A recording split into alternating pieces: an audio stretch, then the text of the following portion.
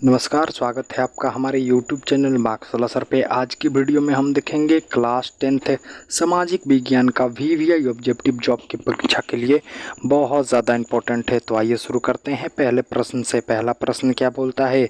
Cement उद्योग का प्रमुख कच्चा माल है। आपको बताना है सीमेंट उद्योग का प्रमुख कच्चा माल है। ए ऑप्शन है बॉक्साइट, बी ऑप्शन है चूना पत्थर, सी ऑप्शन है ग्रेनाइट और डी ऑप्शन है लोहा। तो आपको बताना है सीमेंट उद्योग का प्रमुख कच्चा माल है। तो सीमेंट उद्योग का प्रमुख कच्चा माल चूना पत्थर है। आपको याद रख लेना है, बहुत ज़्यादा इंपॉर्टेंट क्वेश्चन है। तो हमारा बी ऑप्शन बिल्कुल सही हो जाएगा। ये देखते हैं अगले प्रश्न को। अगला प्रश्न क्या बोलता है?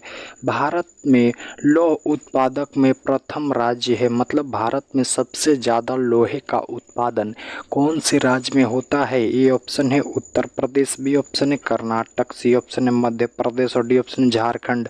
तो आपको बताना है भारत में लौह उत्पादक में प्रथम राज्य है। तो भारत में लौह उत्पादक में प्रथम राज्य हमारा कर्नाटक है। तो हमारा बी ऑप्शन बिल्कुल सही हो जाएगा। ये देखते हैं अगले प्रश्न को। अगला प्रश्न क्या बोलता है? इनमें कौन अधात्विक खनिज है? आपको बताना है इनमें कौन अधात्विक खनिज है। ए ऑप्शन है लोहा सोना, बी ऑप्शन है लोहा, सी ऑप्शन है चांदी, डी ऑप्शन है अभ्रक। तो आपको बताना है इसमें से कौन अधात्विक खनिज है। तो जो हमारा अभ्रक होता है ना, ये एक अधात्विक खनिज होता है। तो हमारा डी ऑप्शन बिल्कुल सही हो जाएगा। ये देखते हैं अगले प्रश्न को। अगला प्रश्न क्या बोलता है?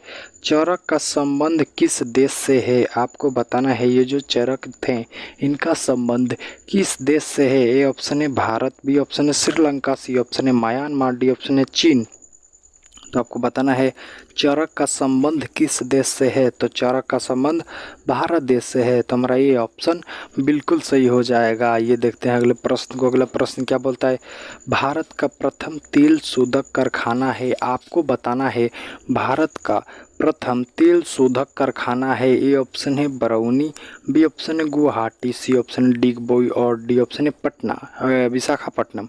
तो आपको बताना है भारत का प्रथम तेल शोधक कारखाना है तो जो हमारा डिगबोई में स्थित है प्रथम तेल शोधक कारखाना। तो हमारा सी ऑप्शन बिल्कुल सही हो जाएगा। ये देखते हैं अगले प्रश्न को। अगला प्रश्न क्या बोलता है? मरुस्थलीय मृदा कहाँ स्थित है? आपको इन चारों ऑप्शनों में से बताना है कि मरुस्थलीय मृदा कहाँ स्थित है। ए ऑप्शन है उत्तर प्रदेश, बी ऑप्शन है राजस्थान, सी ऑप्शन है बिहार, डी ऑप्शन है मध्य प्रदेश। तो आपको बताना है इसमें से मरुस्थलीय मृदा कहाँ स्थित है। तो मरुस्थलीय मृदा राजस्थान में स्थित है। तो हमारा बी ऑप्शन बिल्कुल सही हो जाएगा। ये देखते हैं अगले प्रश्न को। अगला प्रश्न क्या बोलता है? सोपानी कृषि किस राज्य में प्रचलित है? आपको बताना है इसमें से सोपानी कृषि किस राज्य में प्रचलित है। ए ऑप्शन है उत्तराखंड में, बी ऑप्शन है सिक्किम में, सी ऑप्शन है बिहार में, डी ऑप्शन है मध्य प्रदेश में। तो आपको बताना है सोपानी कृषि किस राज्य में प्रचलित है। तो सोपानी कृषि उत्तराखंड राज्य में प्रचलित है। तो हमारा ये ऑप्शन बिल्कुल सही हो जाएगा। ये देखते हैं अगले प्रश्न को। अगला प्रश्न क्या बोलता है? काली मृदा का दूसरा नाम है। आपको बताना है ये जो काली मृदा मतलब काली मिट्टी का दूसरा नाम है। ए ऑप्शन है बलुई, बी ऑप्शन है पर्वतीय, सी ऑप्शन है साल, डी ऑप्शन है रेगुण। तो आपको बताना है काली मृदा का दूसरा नाम है। तो काली मृदा का दूसरा नाम रेगुण होता है। तो हमारा डी ऑप्शन बिल्कुल सही हो जाएगा। बहुत ज़्यादा इंपॉर्टेंट क्वेश्चन है। आइए देखते हैं अब अगले प्रश्न को। अगला प्रश्न क्या बोलता है? प्लास्टर ऑफ पेरिस किससे बनाया जाता है? आपको बताना है प्लास्टर ऑफ पेरिस किससे बनाया जाता है। ए ऑप्शन है प्लेटिनम से, बी ऑप्शन है जिप्सम से, सी ऑप्शन है डोलोमाइट से, डी ऑप्शन है काइनाइट से। तो आपको बताना है प्लास्टर ऑफ पेरिस किससे बनाया जाता है। तो प्लास्टर ऑफ पेरिस जिप्सम से बनाया जाता है। तो हमारा बी ऑप्शन बिल्कुल सही हो जाएगा। ये देखते हैं अगले प्रश्न को। अगला प्रश्न क्या बोलता है? इनमें कौन लौह युक्त खनिज है? आपको बताना है इन चारों ऑप्शनों में से कौन लौह युक्त खनिज है। ये ऑप्शन है हमारा प्लेटिनम, बी ऑप्शन है जिप्सम, सी ऑप्शन है डोलोमाइट और डी ऑप्शन है मैग्नीज। तो आपको बताना है इसमें से कौन लौह युक्त खनिज है। तो जो हमारा मैग्नीन होता है ना, ये लौह युक्त खनिज होता है। तो हमारा डी ऑप्शन बिल्कुल सही हो जाएगा। ये देखते हैं अगले प्रश्न को। अगला प्रश्न क्या बोलता है? यूरेनियम का प्रमुख उत्पादक केंद्र है। आपको बताना है यूरेनियम का प्रमुख उत्पादक केंद्र है। ए ऑप्शन है झरिया, बी ऑप्शन है घाटशिला, डी ऑप्शन है जादूगोड़ा और डी ऑप्शन है डिगबोई।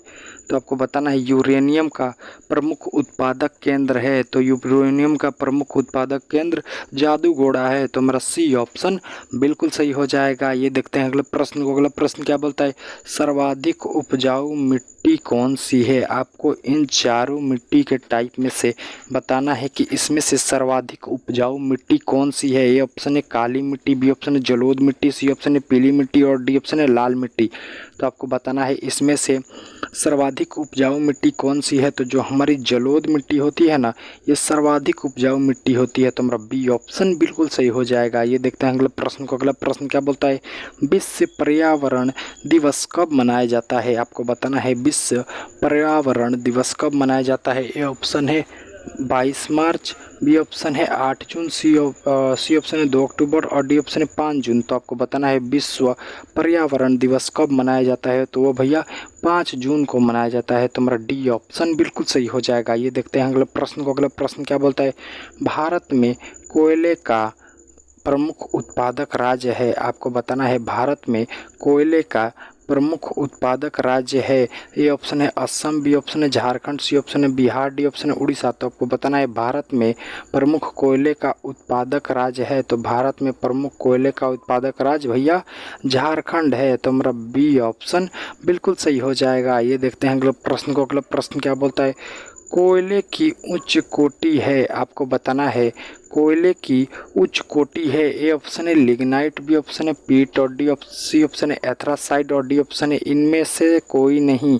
तो आपको बताना है कोयले की उच्च कोटि है। तो जो एथरासाइट होता है ना, ये कोयले की सबसे उच्च कोटि होती है, तो हमारा सी ऑप्शन बिल्कुल सही हो जाएगा। ये देखते हैं अगले प्रश्न है, कोयला किस प्रकार का संसाधन है। ए ऑप्शन है जैव, बी ऑप्शन है नवीनकरणीय, सी ऑप्शन है अनवीनकरणीय और डी ऑप्शन है अजैव।